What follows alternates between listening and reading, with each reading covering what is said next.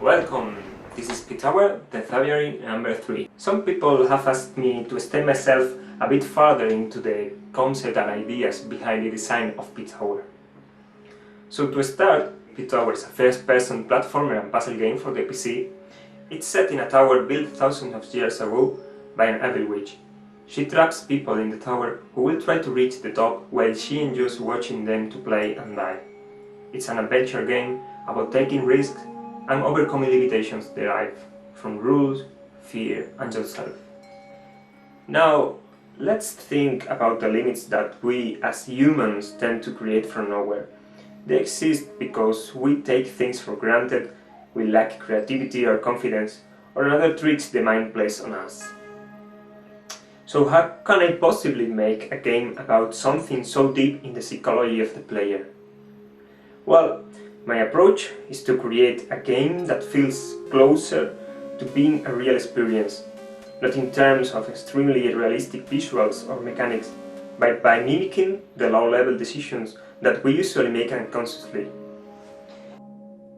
Making a game to be closer to reality also means dealing with how much freedom should it have.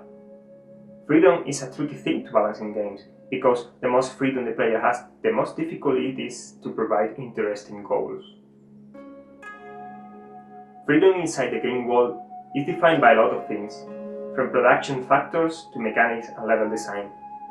The designer has ultimate control about what is allowed to do or not within the game. If you have ever found invisible walls in a game, you know what I'm talking about. Invisible walls is the game equivalent of the "because I say so" of parents.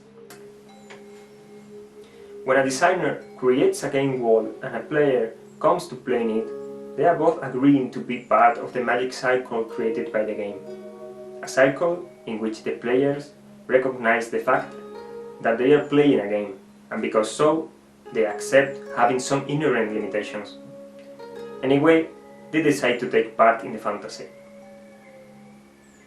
The magic circle is like a shield that protects the fantasy world from the outside world. What usually happens is that the player is able to recognize the traces and patterns left behind by the designer when shaping the experience, but decides to accept them. You have probably seen it yourself a dozen times. The boxes conveniently placed to jump over or to take cover. Or how about that vent that you can reach so easily? Why was it there in the first place? What is not possible to enter other vents? But if us, designers, don't create the walls like this, if the levels were created as real, functional buildings, then the players would find it difficult to play and stay inside the path the designer have crafted for them. So what I'm doing is creating a second magic cycle inside the game, including a new designer and a new player. And now the picture is quite different. The new world is the tower, the designer is Lilith, who built the tower, and the player is himself, who decided not just to run my game, but also to compete to reach the top of Lilith's tower. The tower design, with all the puzzles inside it, is determined by Lilith's decisions and the physical properties of the game reality has created.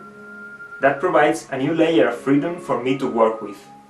In a similar way, because the player is consciously making decisions within the second magic cycle, I have the possibility to work on the subconscious level of the first magic cycle, the outer game. Does this mean I'm going to try to trick the player? Absolutely not. I don't want the game to be a duel of meta-thoughts.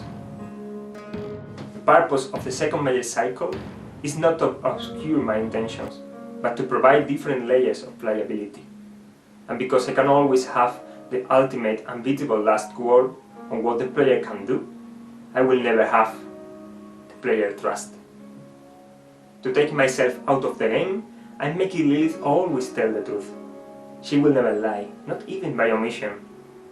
And she will address the issue, probably breaking the fourth wall, by telling the player directly that there is no secret agenda. Maybe some players will still be paranoid about that, but then that would be their problem, which is totally okay for me. In the end, you will be playing Lilith's game. not mine. And because Lilith's motivations are based on entertainment, the game is like a stereotyped version of ancient traps as seen in movies, adventure stories, or TV shows like The Crystal Maze, El Rescate del Talismán, or Knightmare. So these are the game design foundations I'm using to develop an adventure game about taking risks and overcoming limitations. This is how I get to my three major game features: a more than 600 meters high tower designed as an enclosed wall with plausible spaces and functional meaning, player movement mechanics based on average human capabilities, focusing on high-definition control, reliability and emergence. Lilith, friend and foe, is antagonist and only non-player character of the game. With a strong and psychotic personality, she never lies and loves a good show. She built a tower and she can kill you. Don't upset her. So that's PTower. And now for some news to tell that I'm working on a prototype to show some of these features. I will publish it at the end of January, and hopefully this prototype will help me to make a proper announcement of the game during the festival Rest or a similar event on late March. Watch this trailer by DMC to Sound. He's making some awesome sounds for PTower. And if you don't want to miss the next video, subscribe. You can also get in touch at my website, Twitter or Facebook. See you!